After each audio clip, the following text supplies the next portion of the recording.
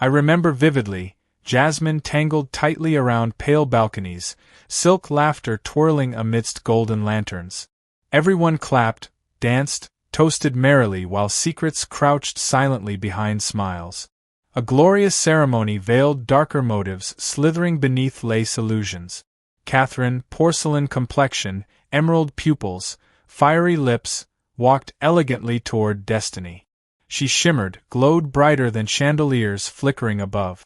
My heartbeat trembled watching her whisper vows beside Nathaniel, the blind poet, whose vision darkness embraced long before I intruded upon their fabricated harmony. Nathaniel recited Shakespearean verses perfectly, painting vivid images within minds gathered. Ironically, he couldn't witness admiration showered upon his supposed soulmate. He believed unwaveringly. I admired naivete.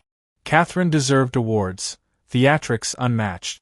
Her eyes searched for mine as priests blessed eternal unity. We met during university debate. Opposites clashed, combusted intellectually.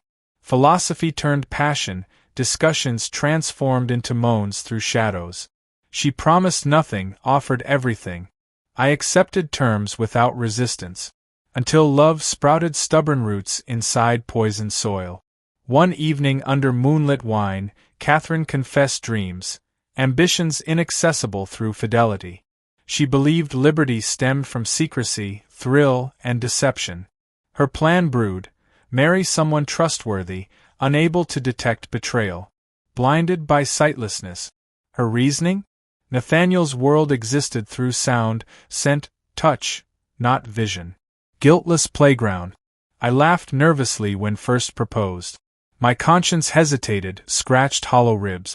But obsession swayed judgments. I craved her entirely, not occasionally. So I became co-author in this cruel opera. Helping choose someone kind, intelligent, unsuspecting. Helping select Nathaniel. We stalked poetry clubs, gallery openings, libraries. Finally found him reading Braille beneath cherry blossoms, humming softly. His smile disarmed hesitation. He exuded warmth only genuine souls possess. That's what made him perfect. Trustworthy. Predictable. Blindly faithful. Courtship proceeded rapidly. Catherine played roles convincingly. I watched her weave illusions delicately around Nathaniel's heart. Her compassion, concern, and laughter never betrayed intentions. He loved her immensely. Once he proposed, I celebrated privately, swallowing jealousy while photographing rehearsals, tastings, fittings. During rehearsal dinner, Nathaniel's brother, Marcus, eyed me curiously. "Friend of bride?" he asked casually. I muttered excuses. Something about catering coordination. Marcus frowned slightly but dropped the inquiry. That moment returned frequently afterward. Wedding unfolded gloriously. Champagne sparkled. Doves released. Tears shed. But none truer than mine, silent, internal. I clapped hardest when they kissed. Inside something cracked. Later that night, inside honeymoon suite disguised as luxury heaven, Catherine excused herself from Nathaniel, claiming exhaustion. She tiptoed downstairs, where I waited behind velvet drape. Her gown rustled. My breath caught. She didn't speak initially. Just pressed lips against mine, frantically, hungrily. Buttons scattered across carpets. Vows dissolved. Promises mocked. Her scent overwhelmed. Everything blurred. Afterward, she laughed softly, tracing my spine. This is freedom. I didn't respond. Shadows held my guilt while skin craved repetitions. We arranged signals, alibis, routines. Catherine visited me twice weekly, often during Nathaniel's rehearsals or meetings. He trusted her completely. His blindness ensured no suspicion. His kindness guaranteed minimal confrontations. Meanwhile, I burned internally. Sometimes, she described Nathaniel's poems, his metaphors about love, loyalty, longing. They stung. Her cruelty bordered brilliance. She compartmentalized flawlessly. Public wife. Private sinner. Seasons shifted. Leaves brown. Our affair persisted, now mechanical. Passion dulled slightly, replaced by paranoia. Marcus, Nathaniel's brother, resurfaced. He asked questions subtly, where Catherine shopped, who accompanied her, inconsistencies between her stories and timelines. I noticed scrutiny. So did Catherine. She improvised swiftly, volunteered at shelters, joined charity boards. Her schedule overflowed with noble distractions. Everyone adored her. I hated everyone. One afternoon, she arrived breathless, lipstick smeared. "We've been careless," she whispered. "Marcus suspects something. He's dangerous." I suggested ending everything. She scoffed. "You're weak. Love doesn't retreat, it conquers." I felt smaller. Still obeyed. Our encounters resumed, now shrouded deeply. Abandoned warehouses, parked cars, whispered rendezvous under thunder. Guilt accumulated like fog. But so did desire. One evening, she brought photographs, Nathaniel smiling, unaware, captioned, "My prisoner." I felt disgust crawl up spine. Catherine laughed. "He's happy. Isn't that enough?" That night, I cried afterward. She noticed. "Getting soft," she teased. I nodded. "Then leave," she dared. I couldn't. Nathaniel composed symphonies using scent memories, tactile sensations. His blindness didn't limit creativity, it enhanced dimensions. He wrote ballads about her hair, voice, kindness. Irony tasted bitter. Despite blindness, he felt everything. That terrified me. I began avoiding him during visits. Catherine covered flawlessly. Marcus began appearing unexpectedly. Once, he caught me exiting their apartment. "Delivery?" he asked. I nodded, lying poorly. His gaze lingered. I told Catherine. She dismissed concerns, more annoyed than afraid. "He's jealous. Resents Nathaniel's happiness." Rumors bubbled within family circles. Catherine dismissed them cleverly. She mastered persuasion. Nathaniel remained clueless, or so we thought. One snowy morning, I awoke to messages. 10 missed calls, 2 voicemails from Catherine. Her voice trembled. "He knows," she said. I raced across town. Catherine sat curled, mascara streaking cheek. Nathaniel stood beside window, silent. He turned when I entered. His eyes, clouded gray orbs, fixed unnervingly. "I can't see," he said softly, "but I'm not blind." Silence thundered between us. Thunder rolled. Nathaniel's confession spiraled inward, echoing ominously. Catherine's sobs ceased instantly, replaced by stillness colder than frostbite. I stood paralyzed, unable to breathe, think, speak. "Your footsteps, distinctive," Nathaniel whispered, voice sharp, brittle. "Your cologne, spicy, unfamiliar." My life interrupted. His words carved valleys into hearts too frozen for tears. Catherine rose slowly, movements deliberate, eyes unreadable. She approached him, gently touching his shoulder.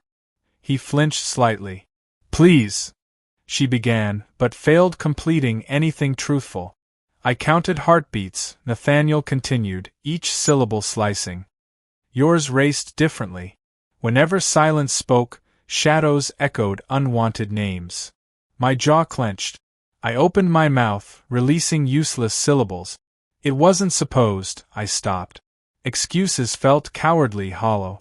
Nathaniel chuckled, humorless. "Tell me something real," he demanded. "Anything." His request bled vulnerability, despair. Catherine finally responded. "I wanted freedom. You offered safety." Her confession came out flat, emotionless, surgical. No remorse. Only explanations. Nathaniel nodded slowly. Truth always whispers before screaming. He turned, walking blindly yet confidently past us. His departure screamed louder than accusations ever could. Outside, snowfall blanketed streets mercilessly. We stood motionless, trapped inside collapsing illusions. Catherine stared vacantly. "It's over," she muttered. I disagreed silently. Endings rarely obey simple declarations. Guilt doesn't vanish. Consequences trail behind like persistent ghosts. Catherine packed hastily. Silk dresses crumpled carelessly. Perfume bottles shattered. Books burned. She discarded everything associated with her false role. "I'm going somewhere quiet," she said, slipping into heels. "Don't follow." Her command echoed longer than expected. She disappeared within Blizzard's embrace. I wandered afterward, aimlessly. Parks, rooftops, alleys, all felt foreign, colder without her warmth. Betrayal tasted bitterer when loneliness accompanied it. Marcus called unexpectedly. "Meet me," he said. His tone held something unreadable. I obeyed. Café smelled like burnt espresso. He sat cornered, trench coat damp, fingers drumming rhythmically. His eyes met mine, furious yet focused. "You think blindness means ignorance?" he growled. "He's broken. Not stupid." I nodded. "I never intended. Intentions are luxury.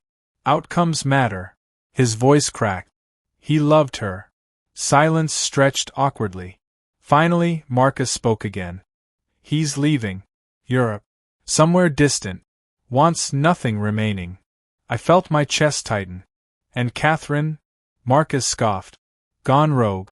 Changed numbers. Vanished. She leaves disasters. Never returns." Weeks passed. I sought therapy, church, strangers, anyone offering redemption. Nothing cleansed internal rot.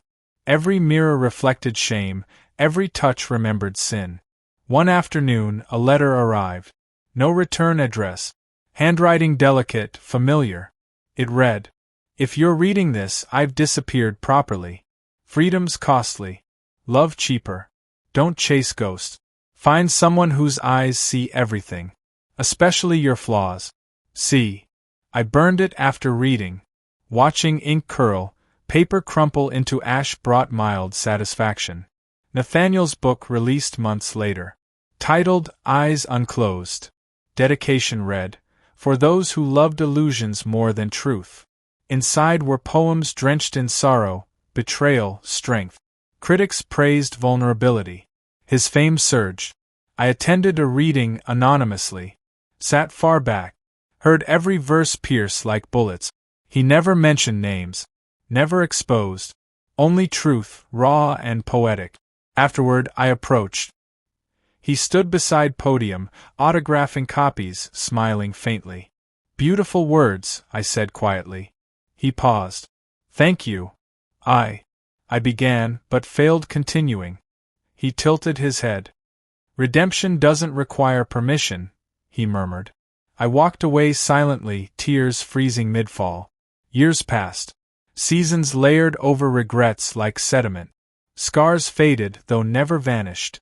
Occasionally, I glimpsed someone resembling Catherine, crowded metros, busy intersections, rainy reflections. But never confirmed. Ghosts rarely materialize fully. I learned eventually. Not everything beautiful deserves possession. Some fires exist solely to burn lessons across souls. Sometimes love disguises itself as cruelty, betrayal, destruction. Sometimes blindness sees clearer than eyes ever could. I relocated eventually. Smaller town. Fewer faces. Simpler air. Silence helped healing, partially. Days blurred beneath dull streetlights, unfamiliar rhythms. People asked no questions. That suited perfectly. Routines became armor. Wake. Right. Wander. Repeat. Occasionally, faint echoes resurfaced. Her laughter, his voice, my cowardice. I didn't chase memories. They followed anyway. One morning, newspapers ran an article. Nathaniel Voss, Nobel contender. Another feature celebrated Eyes Unclosed, reaching international acclaim. His story had touched millions. My chest pulsed.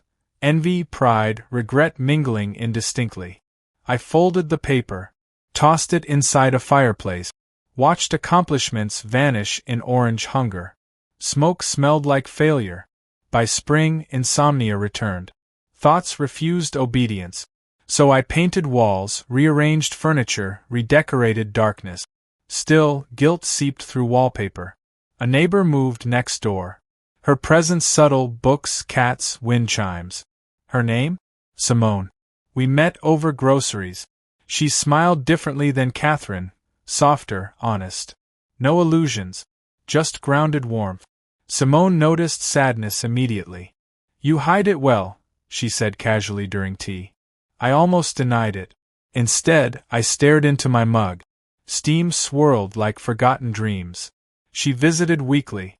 Her voice soothed sharp corners. We discussed everything: childhood, stars, recipes, grief. Never love.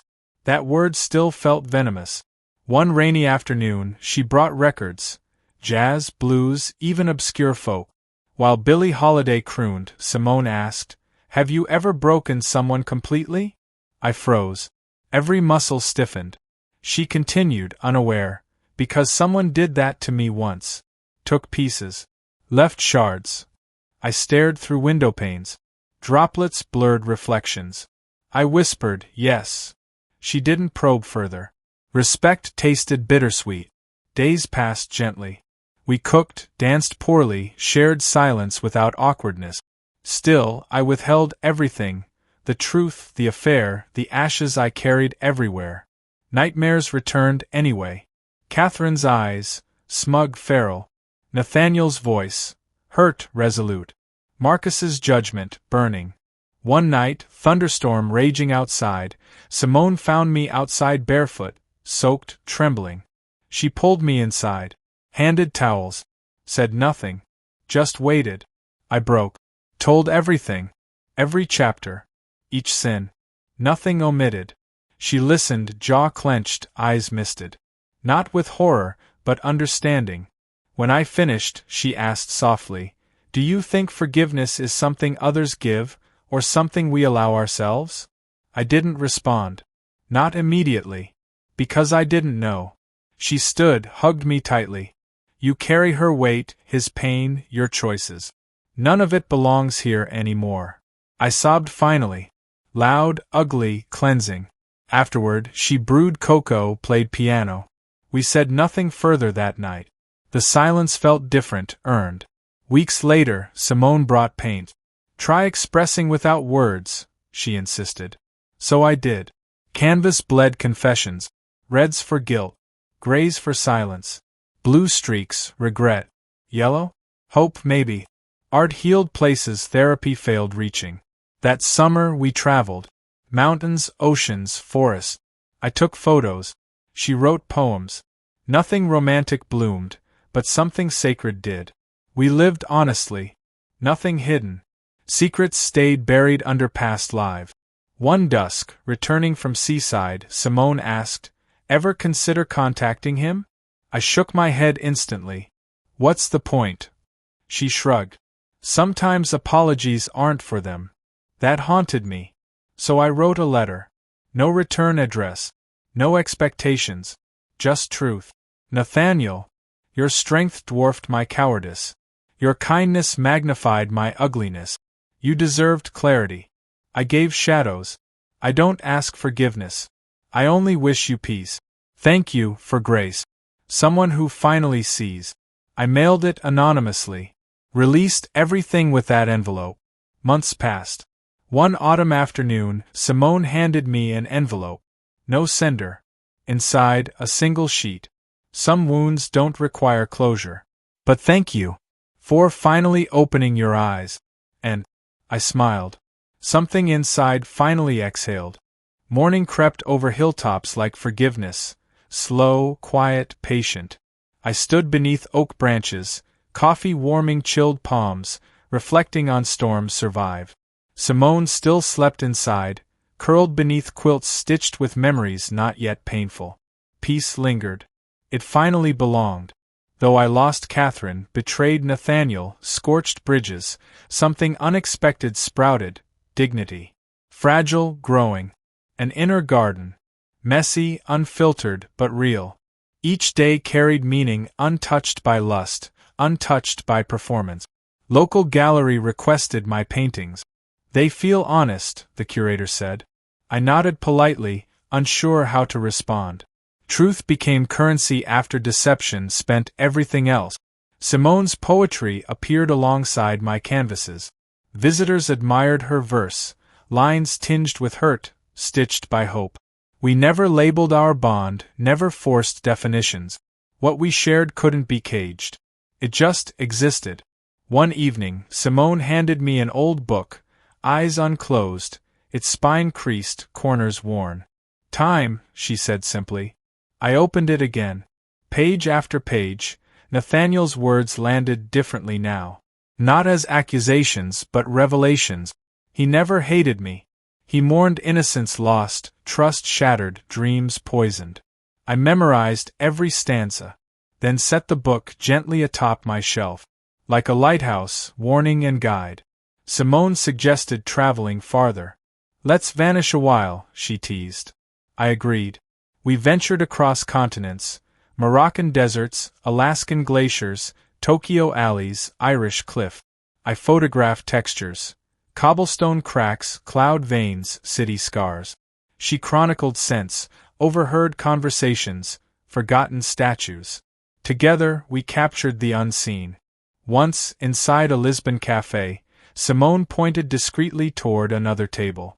A man, older, familiar posture, graying beard. Nathaniel. I froze. He wore headphones, scribbled onto a napkin. Alone, but composed. Timeless. My heart threatened escape through ribs. Simone touched my hand. You decide. After minutes, centuries, I approached quietly. He looked up, removed his earbuds. Recognition surfaced instantly. Hello, I said, unsure what followed. He nodded. Sit. I did. Awkwardness hovered momentarily, then dissipated like mist. We sipped bitter coffee, traded silences. Finally, he chuckled softly. Still can't believe I read Shakespeare blindfolded during that wedding. I laughed. Genuinely. That version of us, I began. Was necessary, he finished. We didn't dissect everything. Some truths required no rehashing. Closure wasn't revisiting wounds, it was seeing beyond them. Before leaving, Nathaniel reached inside his coat. Handed me a small folded paper. Back at the hotel, I opened it. Love misused never disappears. It transforms. You helped me see clearer. Thank you. I wept freely. For the boy I was, for the man I became. For the forgiveness gifted without expectation. Years passed gently. Simone and I settled near the ocean. Waves offered lullabies. I painted less. Wrote more. Letters to nobody. Stories wrapped around truths I'd earned. Catherine remained a phantom. Occasionally I'd spot a silhouette resembling her. Sun hats, red heels, cigarette smoke, but I stopped chasing ghosts. If she still danced across foreign cities, tricking unsuspecting hearts, I wished her peace too. Not everyone gets redeemed, but everyone deserves the chance. Somewhere, another version of me might have made different choices, loved differently, waited longer. But this me? I learned. And through blindness, shadows, betrayal, I finally saw.